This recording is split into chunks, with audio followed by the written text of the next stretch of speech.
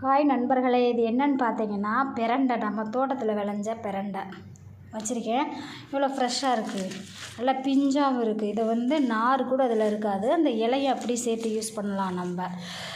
அப்படி இது வந்து கை கால் வலி, மூட்டு வலி, முட்டு வலி, குறுக்கு வலி எல்லாத்தையுமே ஒரு நல்ல ஒரு அருமருந்துன்னே சொல்லலாம். இது இறைவனின் அருட்கொடை. இதை என்ன பண்ணுறதுன்னா,